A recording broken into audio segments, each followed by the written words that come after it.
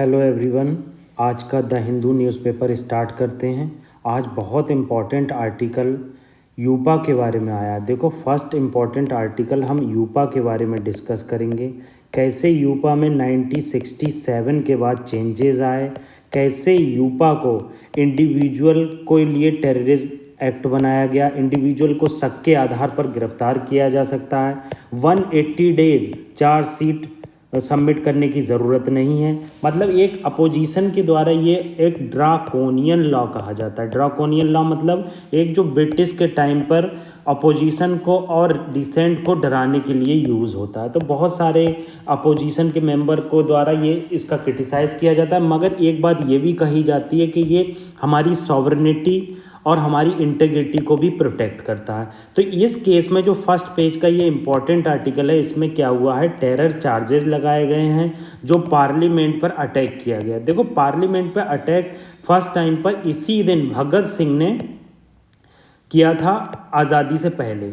क्यों किया था? क्योंकि भगत सिंह चाहते थे कि उनको ब्रिटिश गवर्नमेंट सुने और जो डीप बनी पड़ी है उनकी जो मांगे सुनी नहीं जा रही हैं उनको सुने। तो यही चीज़ इसमें निकल कर आ रही है। बहुत सारे लोग कह रहे हैं अनएम्प्लॉयमेंट रेट बढ़ गया है, बहुत सारी क्राइसिस बढ़ गया है, मगर सबके अपने अपने व्यू हैं। इस आर्टिकल को देखेंगे। दूसरा आर्टिकल देखेंगे, सस्पेंशन कैसे होता है, राज्यसभा के चेयरमैन के पास क्या पावर हैं और हमारे स्पीकर के पास क्या पावर है। होलसेल प्राइस इंडेक्स के बारे में मैंने पहले भी आपको बताया, आज फिर बता रहा हूँ। होलसेल प्राइस इंडेक्स और कंज्यूमर प्राइस इंडेक्स दो बहुत इंपॉर्टेंट प्राइस इंडेक्स हैं। ये कंज्यूमर प्राइस इंडेक्स जो है हम आरबीआई के द्वारा मॉनेटरी पॉलिसी कमेटी जो आरबीआई की एमपीसी है उसके द्वारा कंज्यूमर प्राइस इंडेक्स को रिफ़र किया जाता है। इसको रिफ़र करने के लिए मॉनेटरी पॉलिसी कमेटी देखती है कि ग्राउंड लेवल पर कितना इन्फ्लेशन है। ये देखो, wholesale price index producer level पर देखती है कितना इन्फ्लेशन है। देखो कैसे क्या होता है, आपको ये समझ लो कि ये कैसे इन्फ्लेशन बताता है। आप अगर बेसिक समझ गए तो आपको ये कुछ ज़्यादा याद करने की ज़रूरत नहीं है। देखो क्या होता है, जैसे मान लो आज 2012 बेस ईयर ले लिया इन्होंने और आज है 2023। तो यहाँ पर 2012 में 100 प्रोडक्ट बन रहे थे जिनका दाम 100 रुपये था। अब क्या हुआ, 2023 में प्रोडक्ट 100 ही हैं मगर उनका दाम 123 हो गया, तो 23 रुपये की बढ़ोतरी हो गई। तो हमारी इकोनॉमी की ग्रोथ जो थी वो कुछ नहीं हुई। यहाँ पर आप देख सकते हैं प्रोडक्शन 100 ही था और यहाँ पर भी प्रोडक्शन 100 है, तो इकोनॉमिक ग्रोथ कुछ भी नहीं हुई मगर प्राइजेस बढ़ गए। यही प्राइजेस बढ़ने को हम कहते हैं कि इन्फ्लेशन आ गई। मतलब अगर इन्फ्लेशन के साथ साथ प्रोडक्शन में बढ़ोतरी होती, अगर प्रोडक्शन हमारा बढ़ता तो ये क्या होती, ये गुड इन्फ्लेशन कहलाती है। मतलब अगर आप थोड़ी सी इन्फ्लेशन बढ़ रही है, आपके प्रोडक्शन के लेवल में बढ़ोतरी हो रही है, तो it is called good inflation. But without production increasing, that is not good for our economy because it increase inflation and our investment। because जो हम खरीदते हैं, जो हम ऑयल खरीदते हैं, जो गैस खरीदते हैं, उसमें क्या होता है, हमारे डॉलर जाते हैं। तो डॉलर जाने के से क्या होता है, हमारे इंडिया में इकोनॉमिक क्राइसिस आ सकते हैं जो बैलेंस ऑफ पेमेंट क्राइसिस कहते हैं। तो इससे कोई भी फायदा नहीं होता। आप ये चीज़ हमेशा याद रखना कि जब भी आपकी ग्रोथ की बात की जाएगी तो ग्रोथ में क्या होगा कि आपको ये फील होगा कि प्रोडक्शन का लेवल जो है वो बढ़ना चाहिए। अगर प्रोडक्शन का लेवल नहीं बढ़ रहा है तो उससे कोई भी फायदा नहीं है, उससे इन्फ्लेशन रेट बढ़ने से कुछ भी इकोनॉमी को बेनिफिट नहीं होगा और ओवरऑल क्या होगा, लॉन्ग टर्म में हमें बहुत सारे नुकसान देखने को मिलेंगे। तो यही बात यहाँ बताई गई है। बाकी आपको चीज़ पता ही है कि होलसेल प्राइस इंडेक्स में सर्विसेज इंक्लूड नहीं होती हैं। मैक्सिमम प्रोडक्शन जो इंक्लूड होता है होलसेल प्राइस इंडेक्स में वो मैन्युफैक्चरिंग प्रोडक्शन इंक्लूड होता है, जबकि कंज्यूमर प्राइस इंडेक्स में फूड का बहुत ज़्यादा मात्रा होती है और सर्विसेज की बहुत मात्रा होती है। मैंने आपको सर्विसेज के बारे में भी बताया कि सर्विसेज क्या होती हैं, कि जो एजुकेशन लोग प्रोवाइड कर रहे हैं, जो कोचिंग लोग प्रोवाइड कर रहे हैं, जो बसेस की सर्विसेज प्रोवाइड कर रहे हैं, it is called all services. Doctor जो आपको फैसिलिटी दे रहा है, ये सब सर्विसेज कहलाती हैं। ठीक है, तो यहाँ पर ये हमें देखने में आता है कि किस तरह से होलसेल प्राइस इंडेक्स वर्क करती है और किस तरह से कंज्यूमर प्राइस इंडेक्स वर्क करती है। अब हम देख लेते हैं इंपॉर्टेंट आर्टिकल यूपा के बारे में। देखो यूपा जो है बहुत इंपॉर्टेंट आर्टिकल है, क्योंकि जब 1967 में इसको लाया गया था तो इसका मेन पर्पस था सेसेशनिस्ट जो मूवमेंट चल रहे थे, जो एंटी नेशनल एक्टिविटी हो रही थी। देखो खालिस्तान से रिलेटेड मूवमेंट, टेररिज्म से रिलेटेड जम्मू एंड कश्मीर में मूवमेंट और नॉर्थ ईस्ट में मूवमेंट, और 2008 में जो टेरर अटैक हुआ पाकिस्तान के द्वारा ऑर्गेनाइज किया गया, तो इस तरह के जो कॉन्सेप्ट निकल कर आई, उसके बाद यूपा आया, अनलॉफुल एक्टिविटी प्रिवेंशन एक्ट। ये 1967 में आया, एक स्टेचुटरी बैकिंग इसे दी गई। अमेंडमेंट किया गया 2019 में। 2019 में ये अमेंडमेंट हुआ, इसमें टेरर फाइनेंसिंग को इंक्लूड किया गया, साइबर क्राइम को इंक्लूड किया गया और सीजर ऑफ प्रॉपर्टी को इंक्लूड किया गया। यहाँ एक चीज़ बहुत इंपॉर्टेंट है, पहले इंडिविजुअल पर्सन को एज अ टेरर ऑर्गेनाइज नहीं किया जाता था, किसमें, यूपा में, मगर उसके बाद इंडिविजुअल पर्सन को एज अ टेररिस्ट ऑर्गेनाइज मतलब रिफ़र किया जाने लगा। और रिफ़र करने के बाद क्या हुआ कि इसमें शक के आधार पर भी आपको गिरफ्तार किया जाने लगा। बहुत सारे अपोजिशन मेंबर ने इसको कॉन्सेप्ट को उठाया कि आप शक के आधार पर किसी को गिरफ्तार कर लेंगे तो इससे क्या होगा, जो सत्ता में पार्टी है उसके पास पावर ज़्यादा हो जाएगी और आए दिन यूपा हर किसी पर लगाया जाने लगेगा। मगर गवर्नमेंट का कहना था कि यूपा का इस तरह से मिसयूज नहीं किया जाएगा। अदर रीज़न है कि यूपा का क्यों विरोध होता है, क्योंकि कन्विक्शन रेट बहुत कम है। जो लोग यूपा के अंदर गिरफ्तार होते हैं उनका ओवरऑल अगर कन्विक्शन रेट देखा जाए बहुत कम है। कन्विक्शन रेट क्या होता है कि अगर 100 लोग गिरफ्तार हुए तो उन पर चार्जेस या फिर उन पर जो आरोप लगाए गए हैं वो ठीक कितने पे होते हैं, मुश्किल से 8 पे, मतलब 8% है, 8% से भी कम है। तो यूपा का कन्विक्शन रेट बहुत ज़्यादा कम है, इसलिए भी इसका अपोज होता है। ये एम्पावर करता है एनआईए को। एनआईए क्या है, नेशनल इन्वेस्टिगेशन एजेंसी 2008 में आई, जिसे स्टैट्यूटरी बैकिंग दी गई। और ये इन्वेस्टिंग एजेंसी 2008 में क्यों आई थी, क्योंकि ताज होटल मुंबई पे टेरर अटैक हुआ था। तो यूपा के अंदर इसके पास पावर है इन्वेस्टिगेट करने की और प्रोसिक्यूट करने की, ठीक है। यूपा के अंदर क्या है कि आपको डेथ पेनल्टी दी जा सकती है और लाइफ इम्प्रिजनमेंट दिया जा सकता है अकॉर्डिंग टू एनआईए कोड। मतलब एनआईए कोड दे सकती है, सुप्रीम कोर्ट तो बात की बात रही, यहाँ एनआईए कोड डेथ पेनल्टी दे सकती है और लाइफ इम्प्रिजनमेंट दे सकती है, और विदाउट चार्जेस और विदाउट ट्रायल 180 डेज तक आपको डिटेंशन में रखा जा सकता है। ये बहुत ही अजीब प्रोसेस है, ये जो बहुत टफ है कि आपकी चार्जशीट भी कोई इशू नहीं की जाएगी, आपके खिलाफ चार्जेस क्या हैं, और कोई ट्रायल भी आपके लिए नहीं होगा इस केस में। अगर सुप्रीम कोर्ट श्वेता संज्ञान लेता है तब ये चीज़ आपकी क्या है, सक्सेसफुल नहीं है। मगर सुप्रीम कोर्ट उस पर संज्ञान ही नहीं लेता है, सुप्रीम कोर्ट के द्वारा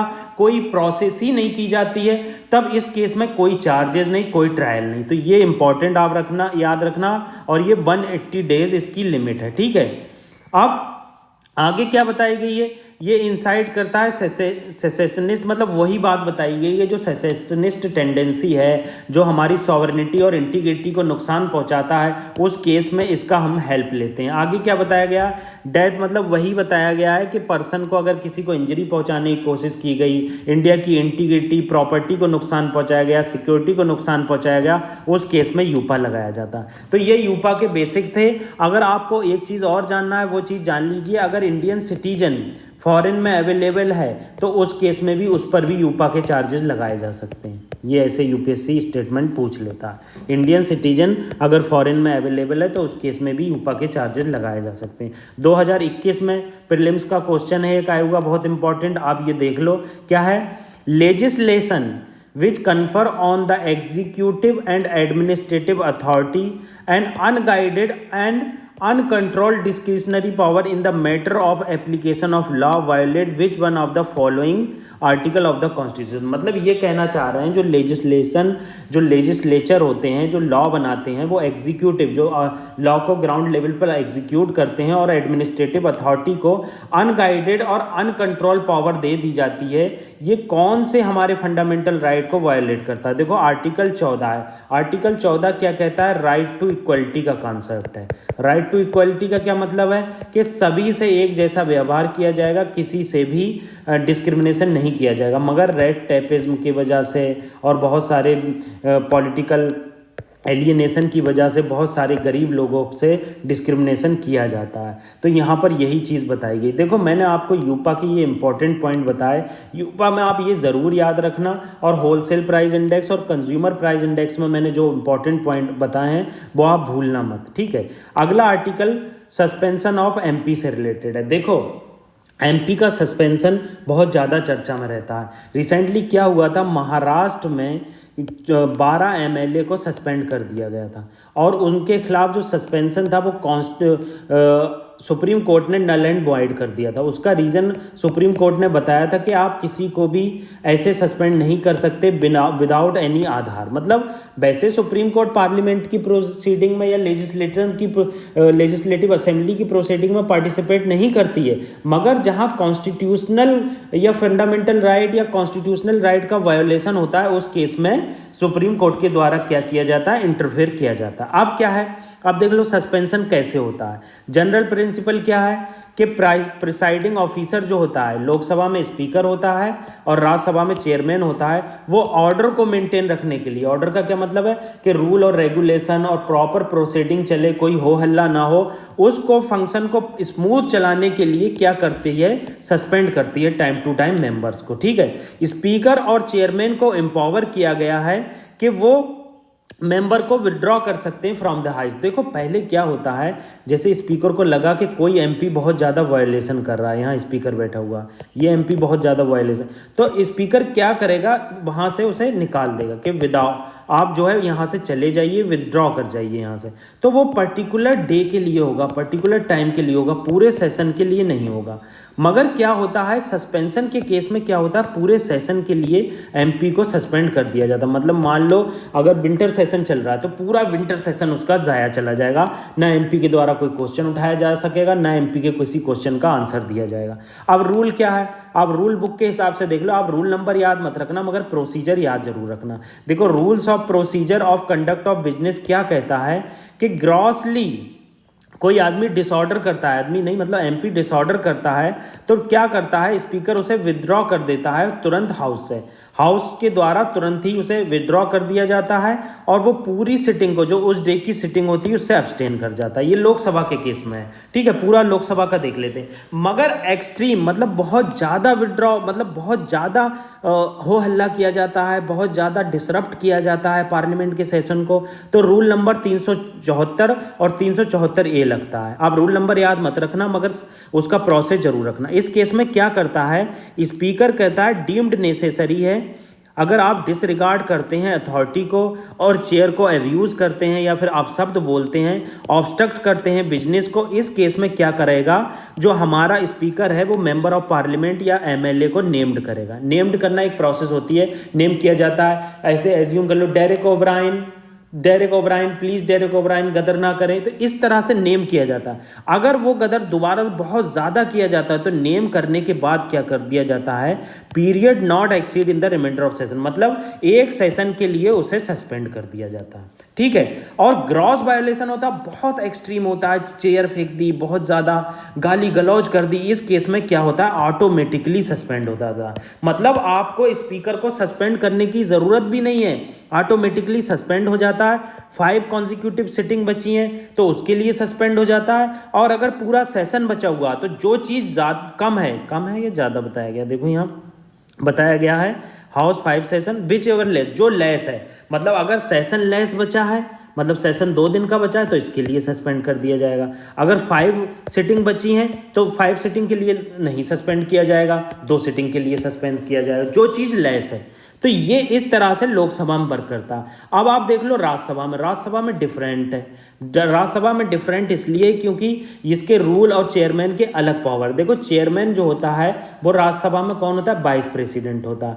अब क्या करते हैं, जब ग्रॉसली डिसऑर्डर किया जाता है तो विड्रॉ कर दिया जाता है इमीडिएटली, मतलब एक सिटिंग के लिए आप चले गए, मतलब सिटिंग का मतलब एक दिन के लिए आपको निकाल दिया जाता है। मगर क्या है, जब ग्रॉस वायोलेशन किया जाता है तो चेयरमैन के पास पावर नहीं है कि वो सस्पेंड कर पाए। ये बहुत इंपॉर्टेंट है कि राज्यसभा के चेयरमैन के पास पावर नहीं होती है कि वो मेंबर को सस्पेंड कर पाए। इस केस में क्या होता है, एक मोशन लाया जाता है। पहले तो नेम किया ही जाता है कि आपने बहुत ज़्यादा वायोलेशन किया है, आप परसिस्टेंट वायोलेशन कर रहे हैं और विलफुली ऑब्स्ट्रक्ट कर रहे हैं बिजनेस को।